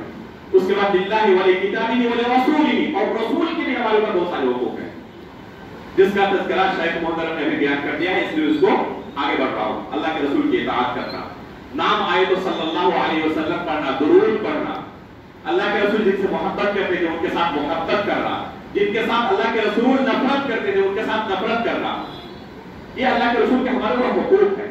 अल्लाह के रसूल की कोई हदीस हमारे सामने आ जाए तो किसी दूसरे शख्स के कौल की वजह से अल्लाह के रसूल के हदीस को तर्क ना करना। आप गौर कर सकते हैं कि अगर कोई शख्स अल्लाह के रसूल की हदीस को इसलिए तर्क कर रहा क्योंकि फला शख्स का कौल अल्लाह के रसूल की हदीस से नहीं मिल रहा है, अल्लाहू अकबर, ये अल्लाह के रसूल सल्लल्लाहु अलैहि वसल्लम का हक तलफी नहीं है। इससे बड़ी हक तलफी क्या हो सकती है कि हदीस रसूल आपको सुनाया जाए और आप उस पर अमल करने के लिए सिर्फ इसलिए राजी नहीं हो रहे क्योंकि अपने किसी महबूब का कौल अल्लाह के रसूल के कौल के साथ नहीं मिल रहा है। तो अल्लाह के रसूल सल्लल्लाहु अलैहि वसल्लम के हमारे ऊपर हुकूक है। उसके बाद और क्या हुकूक है हमारे ऊपर? अल्लाह रब्बुल आलमीन ने कुरान की एक आयत के अंदर, सूरह निसा की आयत है, उसके अंदर कई हुकूक का तज़किरा किया है। वअबुदुल्लाह व ला तुशरिकू बिही शैअ्अन व बिल वालिदैनि इहसाना। सबसे पहला जो कि मैंने अभी शुरू में जिक्र किया था कि अल्लाह की इबादत करो, उसके साथ किसी को शरीक ना ठहराओ, व बिल वालिदैनि इहसाना, और वालिदैन के साथ हुस्न सलूक करो। अल्लाह रब्बुल आलमीन के हुकूक के बाद, किताबुल्लाह सुन्नत रसूल के हुकूक के बाद सबसे बड़ा हक आपके ऊपर क्या है? वालिदैन का हक है। जो खुद वालिद है या वालिदा है वो जानते हैं कि किस तरह एक बच्चे की परवरिश होती है, उसके लिए कितनी कुर्बानी देनी पड़ती है। कई कई रातों की नींद हराम हो जाती है, सुबह ड्यूटी पे भी जाना है और अभी ड्यूटी से फारिग होकर आप आए हैं और सुबह ड्यूटी पे भी जाना है और बच्चा रो रहा है, बच्चा बीमार पड़ गया, रात रात भर लेकर आप उसके साथ बैठे हुए हैं, ये अस्पतालों का चक्कर लगा रहे हैं, पता है कि अभी 8-10 घंटे की ड्यूटी करके आया हूं और फिर सुबह ड्यूटी के लिए जा रहा है। ये थोड़ा सा वक्त था आराम का, उस आराम के वक्त को भी आपने अपने बच्चे के लिए कुर्बान कर दिया। और मां का तो पूछना ही मत कि एक मां अपने बच्चे के लिए क्या क्या कुर्बानी देती है, ये दुनिया की हर मां जानती है। हम में से हर शख्स उसी मरहले से गुजरा हुआ। हम भी एक दिन अपने मां के पेट में थे। इस कदर हमारी माओ ने हमारे लिए तकलीफें बर्दाश्त की और हमें इस कदर बनाया कि हम 2 पैसा कमा सकें, कुछ बोल सकें। लेकिन अफसोस की बात है कि जब जिस्म के अंदर कुव्वत आ जाती है, 2 पैसा कमाने का हुनर आ जाता है, तो ये वालिदैन हमें बोझ मालूम होने लगते हैं। अल्लाह के रसूल सल्लल्लाहु अलैहि वसल्लम ने बहुत सारी अहादीस के अंदर सख्त वईदें बयान की, जन्नत को हराम कहा है ऐसे लोगों के लिए जो अपने वालिदैन की नाफरमानी करते हैं। अल्लाह के रसूल सल्लल्लाहु अलैहि वसल्लम की मशहूर हदीस है, आपने बारहा सुनी होगी कि मिंबर पर खड़े हुए तो 3 मरतबा अल्लाह के रसूल ने आमीन कहा। हदीस सुनी हुई है। उनमें से एक मरतबा क्या था, जिब्रील अमीन ने क्या फरमाया कि वो तमाम लोग जिन्होंने वालिदैन को बुढ़ापे की हालत में पाया और उनकी खिदमत करके अपने लिए जन्नत को उन्होंने अपना ठिकाना जन्नत नहीं बना सका, ऐसे तमाम लोग हलाक को बर्बाद हो गए। जब आपने गौर किया कि ये बद्दुआ ऐसे नाफरमान बच्चों के सिलसिले में कौन कर रहा है? जिब्रील अमीन अलैहिस्सलातु वस्सलाम, जिब्रील अमीन अलैहिस्सलातु वस्सलाम ये बद्दुआ कर रहे हैं और इस बद्दुआ पर आमीन कौन कह रहे हैं? रसूलुल्लाह सल्लल्लाहु अलैहि वसल्लम। अल्लाह के रसूल फरमाते हैं आमीन, अल्लाह तो कबूल कर रहे हैं। ये दुआ अल्लाह की बारगाह में रद्द हो सकती है? जिब्रील अमीन जो बद्दुआ किए हो और अल्लाह के रसूल सल्लल्लाहु अलैहि वसल्लम तक जिसको आमीन कहे हो, अल्लाह की बारगाह में ये बद्दुआ रद्द हो सकती है कभी? इसलिए अगर कोई अपने वालिदैन की नाफरमानी कर रहा है तो किसी से उसका अंजाम समझ सकते हैं कि इस हक तलफी का अंजाम कितना संगीन है। इसलिए मेरे भाइयों, अगर कोई वालिदैन के साथ नाफरमानी का सलूक कर रहा है तो सुधर जाए, वो आपके लिए जन्नत जाने का रास्ता है और उनकी नाफरमानी आपको जहन्नम में दाखिल कर सकती है। इसी तरह औलाद के भी हुकूक हैं, सिर्फ वालिदैन के हुकूक नहीं है, औलाद के भी हुकूक हैं। बाबू समझते सिर्फ वालिदैन के ही हुकूक होते हैं, نہیں، بچوں کا بھی بہت حق ہوتا ہے والدین کے اوپر. اولاد کے جو حقوق ہوتے ہیں، بچوں کے جو حقوق ہوتے ہیں، وہ دو طرح سے. کچھ حقوق ایسے ہیں جو پیدائش سے پہلے ہی شروع ہو جاتے ہیں. ابھی بچے کی پیدائش نہیں ہوئی ہے لیکن بچوں کے حقوق آپ کی زندگی میں اس کی شروعات ہو چکی ہے. کیسے؟ سب سے پہلا حق یہ ہے کہ اس بچے کے لیے اچھی ماں کا انتخاب کریں. آپ کسی سے بھی شادی نہ کر لیں. اللہ کے رسول صلی اللہ علیہ وسلم نے ایک حدیث میں بیان کیا ہے کہ لوگ شادیاں کیا دیکھ کر کرتے ہیں؟ مال و دولت دیکھ کر کرتے ہیں. کچھ لوگ شادی، کچھ لوگ حسب و نسب دیکھ کر کرتے ہیں، کچھ لوگ خوبصورتی دیکھ کر کرتے ہیں، اور کچھ ایسے بھی ہوتے ہیں جو دینداری دیکھ کر شادی کرتے ہیں. اللہ کے رسول نے خبر دینے کے بعد کیا فرمایا؟ فَظْفَرْ بِذَاتِ الدِّينِ تَرِبَتْ يَدَاكَ. دیندار خاتون سے آپ شادی کریں تو اولاد آپ کی مطیع و فرمانبردار کب ہوگی؟ جب آپ نے اس کے لیے کسی نیک خاتون کا انتخاب کیا ہوگا بطور ماں.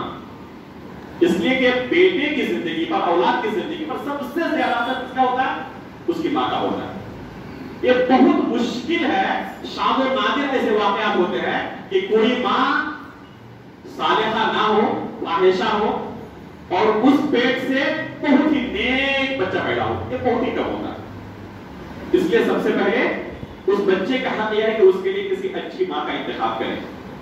پھر اللہ رب العالمین سے دعائیں کریں، بکثرت دعا کریں. اللہ رب العالمین آپ کو صالح اولاد عطا کرے. ابراہیم علیہ السلام کیا دعا کرتے تھے؟ رب ہب لی من الصالحین. کب دعا کرتے تھے؟ 80 سال کی عمر ہو چکی تھی، بڑھاپے کے عالم میں، اولاد کی نعمت سے محروم ہے. اس کے باوجود نہیں کہتے. آج دیکھیں کہ کچھ لوگوں کو کہتے ہوئے کہ اللہ کوئی بچہ عطا کر، جبکہ وہ لگڑا لوڑا ہی کیوں نہ ہو، دانا پہلا ہی کیوں نہ ہو، لیکن کوئی بچہ تو ملے نہیں. کبھی اس طرح کی دعا نہیں کرنی چاہیے. والدین کی دعا بچے کے حق میں قبول ہوتی ہے. اس لیے ہمیشہ ایک دعا کریں اپنے بچے کے لیے. اللہ تعالیٰ سے دعا رب ہب لی من الصالحین، اللہ ایک نیک لڑکا عطا کر. تو بچے کے لیے دعا کرنا. ابھی وہ ماں کے پیٹ میں آیا نہیں، ماں کے پیٹ میں آنے کے بعد اس کا حق اب اور زیادہ بڑھ جاتا ہے. اس کی رعایت کرنا، اس کے ماں کی دیکھ بھال کرنا تاکہ بچہ صحیح سالم دنیا کے اندر آئے. پھر دنیا کے اندر آنے کے بعد اس کے حقوق اور زیادہ بڑھ جاتے ہیں. پہلا حق یہ ہوتا ہے کہ اس کا اچھا سا نام رکھیں. بہت سارے لوگ اس کی پرواہ نہیں کرتے، بلکہ بہت سارے لوگ کیا کرتے ہیں؟ کسی فلم اسٹار کے نام پر اپنے بچے کا نام رکھتے ہیں. اللہ کے رسول صلی اللہ علیہ وسلم نے بہت سارے ایسے لوگ صحابہ اکرام میں بھی تھے، اسلام لانے سے پہلے ان کے والدین نے جو نام رکھا تھا، اگر کسی کا نام اچھا نہیں ہوتا، اس کے اندر معصیت کا کوئی پہلو ہوتا، نافرمانی اور اللہ رب العالمین کی ناراضگی کا، تو اس نام کو بدل دیتے تھے اللہ کے رسول صلی اللہ علیہ وسلم. سب سے بہترین نام عبداللہ اور عبد الرحمن ہے. اسی طرح انبیاء کے نام پر نام رکھنا، صحابہ اکرام کے نام پر نام رکھنا، صالحین علماء کے نام پر نام رکھنا. لیکن آج کل فیشن کیا بن گیا ہے؟ کسی ایسے نام کا انتخاب کریں جو کسی دوسری دنیا کا بیتال بادشاہ ہو. افسوس کہ جب کوئی شخص پوچھتا ہے کہ میرے یہاں ولادت ہوئی ہے، کوئی اچھا سا نام بیان کر دے، کسی صحابی کے اوپر، کسی عالم دین کے نام کے اوپر نام رکھنے کا آتا ہے، تو کہتے ہیں یہ نام تو بہت زیادہ ہے لوگوں کے در. کوئی ایسا نام بتائے جو نادر ہو، کسی کا نام نہ ہو پورے علاقے میں. اس طرح کی فرمائش ہوتی ہے، گرچہ معنی کے اعتبار سے اس کے اندر کتنے ہی فساد کیوں نہ ہو. بہت سارے لوگ ایسا بھی نام رکھتے ہیں جو رکھنا جائز بھی نہیں ہوتا، جیسے شاہنشاہ. بہت سارے لوگ کا نام رہتا ہے. بہت سارے لوگ عبد کی نسبت کرتے ہیں کسی ایسے نام کی طرف جو کہ اللہ کا نام نہیں ہوتا. ظاہر سی بات ہے کہ ایسے ناموں کا رکھنا جائز نہیں. تو اچھا سا نام انتخاب کریں، پھر 7ویں دن اس کا عقیقہ کریں. یہ حق ہے بچے کا. اگر آپ کے پاس استطاعت ہے، اس کے باوجود آپ نے یہ حق ادا نہیں کیا، تو وہ رہن کی صورت میں آپ کے گلے پر لٹکا ہوا رہے گا. اور قیامت کے دن جو بچوں کی شفاعت کے تعلق سے خوشخبری ملی ہے کہ بچے اپنے والدین کے لیے شفاعت کریں گے، تو ایسے بچے شفاعت نہیں کریں گے جن کے والدین نے عقیقے کا حق ادا نہیں کیا تھا. حق تلفی کی تھی، استطاعت تھی لیکن پرواہ نہیں تھی کوئی، یہ حق تلفی ہے. اس کے بعد اس کی تربیت کرنا، اللہ اور اس کے رسول کی محبت اس کے دل میں ڈالنا، وہ اللہ رب العالمین کو پہچانے اللہ کہاں ہے، اللہ کون ہے۔ 7 سال کی عمر ہو جائے تو اس کو نماز کی تعلیم دینا، یہ بچے کا حق ہے آپ کے اوپر، اور 10 سال کی عمر ہو جائے پھر بھی نماز نہ پڑھے تو اسے نماز کے لیے مارنا۔ لیکن کب مارنا ہے آپ نے غور کیا؟ کس عمر میں؟ 10 سال کی عمر میں۔ اور تعلیم کب دینی ہے؟ 7 سال کی عمر میں، یعنی تعلیم کا مرحلہ کتنے سال کا ہے؟ 3 سال کا۔ اگر کسی والد نے، کسی والدہ نے اپنے بچے کو مسلسل 3 سال تک نماز کی تعلیم دی ہو تو 10 سال کی عمر پہنچ جانے کے بعد وہ بچہ بے نمازی ہو سکتا ہے؟ نوبت آئی مانگنے کی؟ شاذ اور نادر ایسا ہوگا کہ والد نے محنت کی ہو، اپنی ڈیوٹی نبھائی ہو، حق ادا کیا ہو، اس کے بعد بھی اسے مارنے کی نوبت پڑے۔ یہ مارنے کی نوبت کب آتی ہے؟ جب انہوں نے خود اس بچے کی حق تلفی کی ہو۔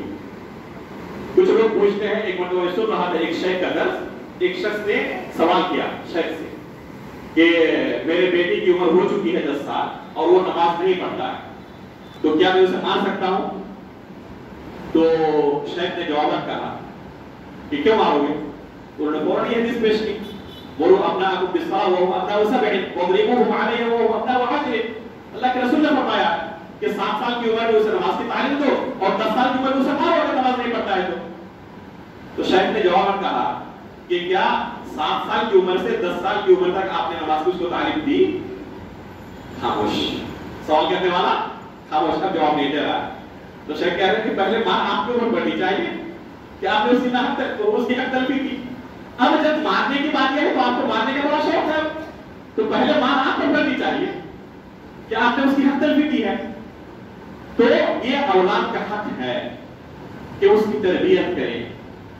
جب کوئی والد اس طرح تربیت کرتا ہے تو ایسے اولاد ان کے لیے صدقہ جاریہ ہوتے ہیں۔ حدیث میں آیا نا کہ جب انسان کی وفات ہو جاتی ہے تو اعمال کا دروازہ بند ہو جاتا ہے سوائے 3 کے، ان میں سے ایک کیا ہے؟ ولد صالح یدعو لہ، نیک بچہ اپنے والدین کے لیے دعا کرے۔ تو یہ بچہ نیک کب ہوگا؟ جب والدین نے اس کی صحیح تربیت کی ہوگی۔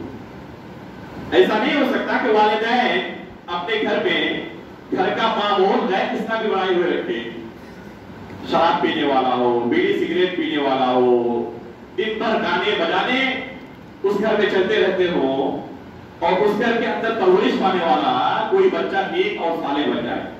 ہو سکتا ہے ایسا؟ بہت مشکل ہے، ناممکن نہیں ہے، بہت مشکل ہے۔ تو بچوں کی صالحیت کا ایک لازمی معنی یہ ہے کہ والدین بھی اچھے ہیں، انہوں نے تربیت کی تب وہ بچہ صالح بنا، نیک بنا۔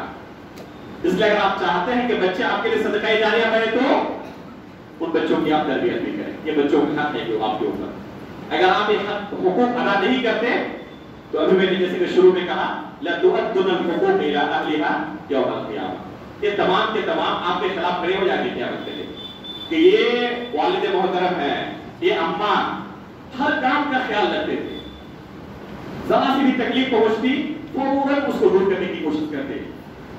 ہم اسپتال نہیں جانا چاہتے، زبردستی ہمیں لے جاتے، تھوڑی سی طبیعت خراب ہوتی، لیکن کبھی نماز کی انہوں نے ہماری تربیت نہیں کی، کبھی نماز کے لیے انہوں نے نہیں کہا، کبھی نیک کام کا حکم نہیں دیا، برائی کے اندر مبتلا ہوتے تھے کبھی اس سے باز رہنے کی تلقین نہیں کرتے تھے۔ ہم کسی کو دھوکہ دیتے تو ہماری پیٹھ تھپتھپاتے کہ واہ میرا بیٹا اتنا ہوشیار ہو گیا، لوگوں کو دھوکے دے رہا اور کوئی اس کو پکڑ نہیں پا رہا۔ تو ظاہر سی بات ہے کہ ایسے بچے صدقہ جاریہ بنیں گے؟ قطعاً نہیں۔ ایسے بچے کیا کریں گے؟ آپ کا گریبان پکڑیں گے قیامت کے دن۔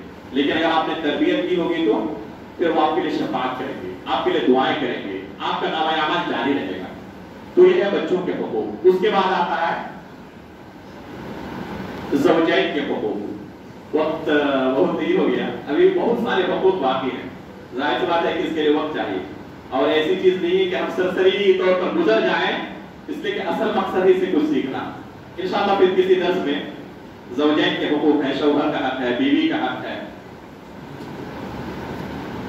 بیوی کے حقوق پر مختصر گفتگو کریں۔ مسئلہ یہ ہے کہ بیوی کے حقوق کو بیان کریں تو شوہر ناراض ہو جائیں گے کہ ہمارے حقوق کو بیان نہیں کیا، اور شوہر کے حقوق بیان کرے تو بیوی ناراض ہو جائے گی کہ ہمارے حقوق بیان نہیں کیا۔ میں مختصر میں ذکر کر دیتا ہوں بہت ہی اختصار کے ساتھ۔ سب سے پہلے کیا بیان کیا جائے؟ شوہر کے اوپر جو حق ہے بیوی کا، یا بیوی کے اوپر جو حق ہے شوہر کا؟ جی کیا چاہتے ہیں؟ سب سے پہلے بیوی کے اوپر جو حق ہے شوہر کا سن لیں۔ جیسے کہ شیخ نے کہا کہ بیوی کے اوپر جو شوہر کا حق ہے، سب سے پہلا حق یہ ہے کہ شوہر کی اطاعت کرے۔ بہت ساری خواتین اسے معمولی سمجھتی ہیں، لیکن میری مائیں اور بہنیں یہ کوئی معمولی چیز نہیں ہے۔ وہ حدیث یاد کریں، اللہ کے رسول صلی اللہ علیہ وسلم کو جب ایک صحابی نے سجدہ کرنے کی اجازت طلب کی تو اللہ کے رسول نے کیا فرمایا کہ یہ ایسا حق ہے جسے صرف اللہ تعالیٰ کے لیے ہی ادا کیا جا سکتا ہے، اللہ کے علاوہ کسی کے لیے سجدہ کرنا جائز نہیں ہے۔ اگر اللہ کے علاوہ کسی کے لیے سجدہ کرنا جائز ہوتا تو کس کے لیے ہوتا؟ بیوی کو حکم دیا جاتا کہ اپنے شوہر کے لیے سجدہ کرے۔ اللہ اکبر۔ اس سے آپ شوہر کا مقام سمجھ سکتے ہیں کہ اللہ رب العالمین نے شوہر کو کیا مقام عطا کیا ہے۔ اللہ کے رسول کے لیے وہ سجدہ کرنا چاہتے ہیں، اللہ کے رسول خود اجازت نہیں دیتے، لیکن کہتے ہیں کہ اللہ کے بعد اگر جائز ہوتا کسی کے لیے سجدہ کرنا تو کس کے لیے ہوتا؟ بیوی کو حکم دیا جاتا کہ اپنے شوہر کے لیے سجدہ کرے۔ یہ مقام ہے شوہر کا بیوی کے سامنے، اس لیے اس کو ہلکے میں نہ لیں۔ دوسرا حق یہ ہے کہ عزت و آبرو کی حفاظت کریں۔ تیسرا حق یہ ہے کہ شوہر کے مال کی حفاظت کریں۔ امانت ہے، آپ گھر میں رہتی ہیں اور آپ سے شوہر کے لیے ممکن نہیں ہے کہ مال کو بچا کر رکھیں۔ کہاں پر پیسہ رہتا ہے وہ آپ کو پتا رہتا ہے اور یہ مجبوری ہے، تو اس مال کی حفاظت کرنا آپ کے اوپر ضروری ہے۔ اللہ کہ اگر شوہر بخیل ہو تو جس قدر اس کے مال میں سے لے کر آپ زندگی گزر بسر کر سکتی ہو اچھی طریقے سے شوہر کے مال کے حساب سے، اتنا لینا آپ کے لیے جائز ہے۔ بعض شوہر ایسے بھی ہوتے ہیں جو بخیل ہوتے ہیں، جو پورا نام نفتہ نہیں دیتے، تو ایسی بیویوں کے لیے اگر شوہر بخیل ہو، پورا حق نہ دے رہا ہو، تو بیوی کے لیے جائز ہے کہ اس کے مال میں سے اتنا حصہ لے لے جس سے گھر کا خرچ اچھی طریقے سے چل جائے، لیکن ظلم نہ کرے۔ شوہر کے پاس استطاعت نہیں، اس کے باوجود فرمائشیں بہت لگتی ہیں، آج شاپنگ مال لے جانا ہے، آج یہ کرنا ہو، شوہر کے پاس استطاعت نہیں ہے تو پھر یہ جائز نہیں ہے۔ لیکن اگر بخیلی کرے تو اس مقدار میں لانا جائز ہے جس سے گھر چل سکے۔ چوتھا حق یہ ہے کہ شوہر جب اپنی جنسی ضرورت کے لیے بلائے تو اس کی دعوت قبول کرے۔ بعض بیویاں اس سے بھی معمولی سمجھتی ہیں۔ شادی اللہ رب العالمین کی بہت بڑی نعمت ہے اور اس نعمت کے ذریعے انسان گناہوں سے بچا ہوا رہتا ہے۔ اللہ رب العالمین نے انسان کی فطرت کے اندر یہ ڈال دیا ہے، اگر حلال طریقے سے اسے یہ ضرورت پوری نہیں کی جائے گی، اس کی ضرورت پوری نہیں کی جائے گی تو ظاہر سی بات ہے کہ وہ حرام طریقہ دیکھنے کی کوشش کرے گا اور اس کا سبب بہت بڑا اس کی بیوی بنے گی۔ اس لیے یہ بہت بڑا حق ہے بیوی کے اوپر شوہر کا کہ اس کی جنسی ضرورت پوری کرے اور بلا عذر اس کا انکار نہ کرے، بلکہ وحید آئی ہے کہ وہ بیویاں جو بلا عذر شوہر کو منع کرتی ہے جنسی ضرورت پوری کرنے سے، فرشتے لعنت بھیجتے ہیں ایسی خواتین پر یہاں تک کہ صبح ہو جائے۔ پانچواں حق یہ ہے کہ شوہر کی اجازت کے بغیر گھر کے اندر کسی کو داخل نہ ہونے دے۔ چھٹا حق یہ ہے کہ گھر کے کام کاج دیکھے اور شوہر کی خدمت کرے۔ یہ حق ہے بیوی کے اوپر، شوہر کی خدمت کرنا اور گھر کے کام کاج دیکھنا۔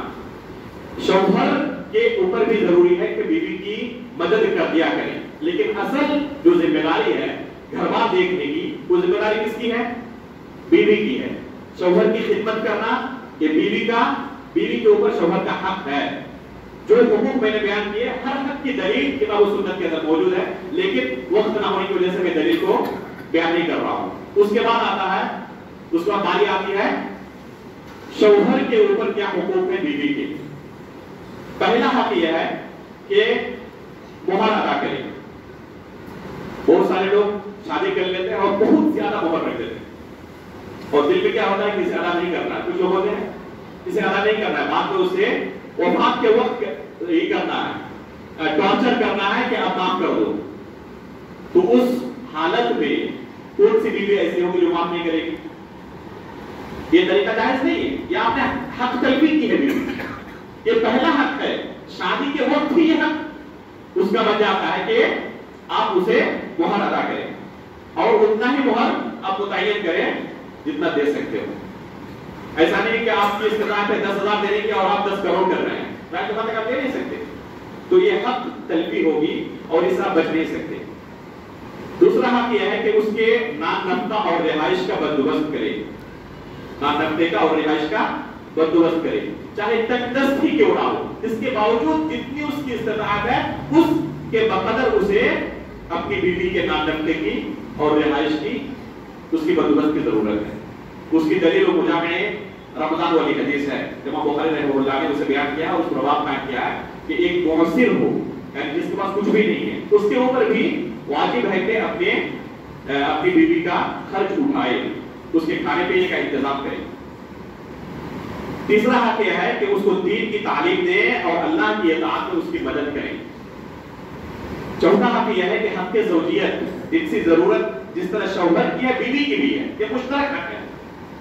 تو بہت سارے شوہر ایسے نہیں ہوتے جو بیوی کے پاس نہیں جاتے. اس تعلق سے بھی اسے سوال کیا جائے گا, گرچہ وہ اللہ رب العالمین کی اطاعت میں زندگی گزار رہا ہو. عبداللہ بن عمرو بن عاص رضی اللہ تعالیٰ عنہ بہت ہی عبادت گزار تھے, رات بھر کیا کرتے تھے, تہجد میں گزارتے تھے. اللہ کے رسول نے پوچھا کہ کیسے قرآن ختم کرتے ہو؟ فرمایا کہ روزانہ ایک قرآن ختم کرتا ہوں. اللہ اکبر. ان کے والد نے ان کی شادی کر دی, روزانہ روزہ رکھتے تھے, روزانہ رات کو ایک قرآن ختم کر دیتے تھے. ان کے والد نے شادی کر دی کہ شادی ہو جائے گی تو کیا کریں گے ہوئے, اور دوسرا منٹ دے سکتا ہوں, شادی ہو جائے گی تو پھر بیوی آ جائے گی گھر میں تو عبادت کے اندر کچھ کمی آ جائے گی. کچھ دنوں کے بعد ان کے والد عمرو بن عاص رضی اللہ تعالیٰ عنہ اپنی بہو کے پاس گئے اور پوچھا اپنے بیٹے کے سلسلے میں کہ تمہارے شوہر کیسے ہیں؟ بہت تعریف کی ان کی بیوی نے کہ بہت ہی اچھا شخص ہے, لیکن آخر میں ایک جملہ کہا, اس کے سوائے اس کے کہ وہ میرے بستر پر نہیں آتی. ان کے والد فکر مند ہو گئے کہ جس کام کے لیے میں نے شادی کی تھی وہ مقصد ہی پورا نہیں ہوا. شادی اس لیے کی تھی تاکہ عبادت کے اندر کچھ کمی آئے اور بیوی کو کچھ وقت دے.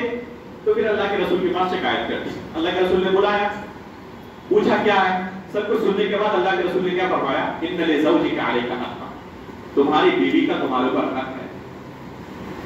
اللہ کے رسول نے کئی حقوق بیان کیے, تمہارے جسم کا حق ہے, زائرین کا جو مہمان ہیں ان کا حق ہے, اور بھی دوسرے لوگوں کا حق ہے.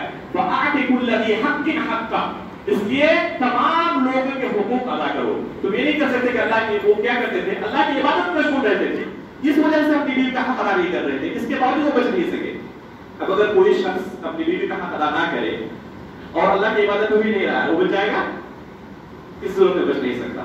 تو یہ بیوی کا بہت بڑا حق ہے کہ اس کی جنسی ضرورت پوری کرے.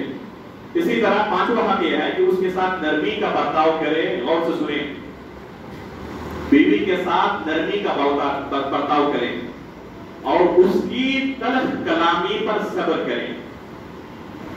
سنا آپ نے غور سے, اللہ رب العالمین نے خواتین کو پیدا کیا ہے. جیسے کوئی کمپنی کا مالک کوئی سامان مارکیٹ میں اتارتا ہے تو اس کے ساتھ ایک گائیڈ بک دیتا ہے نا, اس کو اس طرح استعمال کرنا ہے, اس لیے کہ وہ جس نے اس سامان کو تیار کیا سب سے بہتر جانتا ہے. اگر اس طریقے سے استعمال کریں گے تب تو بہترین کام کرے گا وہ, لیکن اس طریقے سے استعمال نہیں کریں گے تو ظاہر سی بات ہے کہ وہ سامان زیادہ دنوں تک ٹکے گا نہیں. تو اللہ رب العالمین نے انسانوں کو پیدا کیا ہے, اللہ رب العالمین نے خود ہمیں تعلیم دی ہے.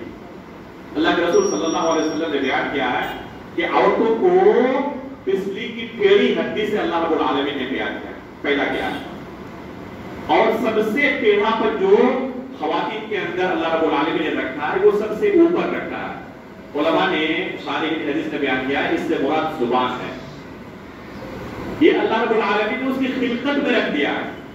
اگر اس کے باوجود کوئی عورت صبر کرتی ہے تو بہت بڑی مجاہدہ ہے, یہ اس کی خلقت میں ہے, تو ذرا سی بات پر ناراض ہوگی.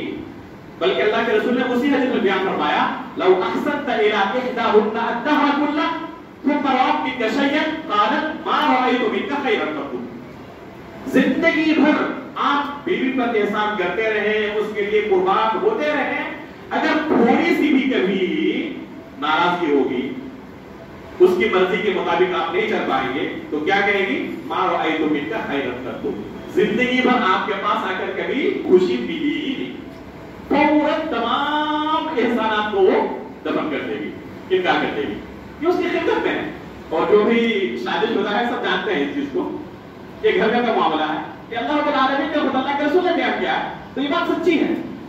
ये बयान करने का मकसद क्या है, औरतों की तौहीद, नाऊज़ु बिल्लाह मिन ज़ालिक। अल्लाह के रसूल ने औरतों की तौहीद के लिए बयान नहीं किया है। बाद शौहर ऐसे भी होते हैं जो इस हदीस को अपनी बीवी के सामने सुनाकर उसको जलील करते हैं, ऐसे शौहर को डरना चाहिए अल्लाह ताला से। अल्लाह के रसूल ने ख़वातीन की तौहीद के लिए बयान नहीं किया है, बल्कि उसके साथ कैसे आपको चलना है, आपको तालीम दी है कि उसके अंदर ये चीज मौजूद है। अल्लाह के रसूल ने फरमाया कि इस कमी के साथ अगर तुम उसे कबूल करोगे तो तुम्हारी जिंदगी बेहतरीन गुजरेगी। तुम ये कबूल कर लो कि उसके अंदर एक कमी है। अल्लाह के रसूल एक दूसरे हदीस में फरमाते हैं, इन सखिता मिनहा शैयन रदिया मिनहा आखर, अगर उसके किसी एक बर्ताव से वो नाराज हो जाता है तो किसी दूसरे बर्ताव से वो खुश हो जाएगा। इसलिए सब्र करना बहुत जरूरी है। इसी वजह से तलाक का भार अल्लाह रब्बुल आलमीन ने किसके ऊपर दिया है, किसके हाथ में रखा है, मर्दों के हाथ में, ख़वातीन के हाथ में नहीं। अगर ख़वातीन के हाथ में तलाक की जिम्मेदारी होती तो शायद एक हफ्ता भी शादी का मुश्किल से चल पाता, तो औरत तलाक दे देती। एक सहाबी रसूल का वाक़या है, उस्मान गनी रज़ियल्लाहु ताला अन्हु के ज़माने में एक शख्स ने अपनी बीवी को कुछ मनमुना हुआ, कुछ तल्ख कलामी हुई, तो उनकी बीवी कहने लगी कि तलाक आपके हाथ में है, काश के मेरे हाथ में तलाक की जिम्मेदारी होती, ये पावर मेरे हाथ में होता, तब आप देखते कि मैं क्या करती। तो उनके शौहर ने गुस्से में कहा कि चलो, किसी का अफसोस है ना तुम्हें, तो ये पावर मैं तुम्हें देता हूं, ये जायज है, लेकिन कोई इसको तजुर्बा ना करे, कोई इसे अप्लाई ना करे। तो उन्होंने वकील बना दिया अपनी बीवी को कि ये पावर जो मेरे हाथ में अल्लाह ने दिया था, मैं उससे 10 बर्दाश्त इख्तियार करता हूं और ये पावर मैं तुम्हें देता हूं। जैसे ही पावर मिली, फौरन उसकी बीवी ने तलाक दे दी, फौरन उसी वक्त। अब गौर करें कि उसके शौहर के हाथ में झगड़ा दोनों तरफ से हुआ है, लेकिन उसके शौहर ने अब तक उसको सब्र किया था, और जैसे ही ये पावर बीवी के हाथ में आई, फौरन तलाक दे दी। उस्मान गनी रज़ियल्लाहु ताला अन्हु के पास अपना केस लेकर गए, किस तरह मामला हो गया है, तो पहले भी बताया कि जब अल्लाह ने तुम्हारे हाथ में पावर दिया था तो क्या जरूरत थी उसके हाथ में पावर देने की। तो फिर उसके बाद उसका फैसला किया। कहने का मकसद क्या है कि औरतें जज्बाती होती हैं, ख़वातीन जज्बाती होती हैं, वो दिमाग से ज्यादा दिल से फैसला करती है। अभी वो नाराज है, आधे घंटे बाद आपके ऊपर कुर्बान हो जाएगी, इसलिए उसकी तल्ख कलामी पर सब्र करना बहुत जरूरी है। अगर आप सब्र कर ले जाते हैं तो जिंदगी बेहतरीन आपकी गुजरेगी। अपने आप को पहरा बना ली, जब वो बोलना शुरू करे तो अपने आप को पहरा बना ली, उसका जवाब ना दें। अगर इस तरह आप जिंदगी गुजार रहे हैं तो बेहतरीन आपकी जिंदगी गुजरेगी। अगर ये सब्र नहीं कर पाते तो अल्लाह के रसूल ने खुद बयान किया है कि अगर तुम उसकी इस कजी को सीधा करने की कोशिश करोगे, कसरता, तो सीधा तो नहीं कर पाओगे, तोड़ दोगे, और कसर होगा तलाक हुआ, और इसका तोड़ना क्या है, उसका तलाक, कि तो फिर आखिर उससे तलाक दे दोगे, सब्र नहीं कर पाओगे। तो ये बीवी के हुकूक हैं हमारे ऊपर, इसलिए हर एक को दूसरे का हक अदा करना है, ख्याल रखना है। अगर इस तरह हुकूक की अदायगी करते रहे तो दुनिया के अंदर भी ये दुनिया हमारे लिए जन्नत दिशा बन जाएगी, अमन शांति का गहवारा होगा। लेकिन इन हुकूक की पासदारी अगर हम नहीं करते तो जाहिर सी बात है कि चैन और सुकून खत्म हो जाएगा, अमन शांति खत्म हो जाएगी। अल्लाह रब्बुल आलमीन से हम दुआ करते हैं कि अल्लाह रब्बुल आलमीन हर तरह के हुकूक जो उसने हमारे ऊपर मुतय्यन किया है उन हुकूक की अदायगी के तौफीक अता फरमाए। आमीन तक़ब्बल रब्बुल आलमीन व सल्लल्लाहु अलैहि नबीना मुहम्मद। मैं माज़रत चाहता हूं कि कुछ वक्त ज्यादा ले लिया, लेकिन क्योंकि मौजूद ऐसा था कि इसे बीच में छोड़ना बहुत मुनासिब नहीं था, तो आप लोगों ने वक्त दिया, दी जमीन के साथ सुना, इसके लिए बहुत बहुत शुक्रिया आप लोगों का। अल्लाह रब्बुल आलमीन जो बातें हमने यहाँ पर सुनी इन पर हमें अमल करने की तौफीक अता फरमाए। जब भी हमारी वफात हो तो ईमान की हालत पर हमारी वफात हो, और अल्लाह रब्बुल आलमीन के पास हम इस हालत में पहुंचे कि अल्लाह रब्बुल आलमीन हमसे राजी हो, नबीयीन, सिद्दीकीन, शुहदा व सालिहीन के साथ हमारा हश्र हो। आमीन तक़ब्बल रब्बुल आलमीन व सल्लल्लाहु अलैहि नबीना मुहम्मद। अस्सलामु अलैकुम व रहमतुल्लाहि व बरकातुहू।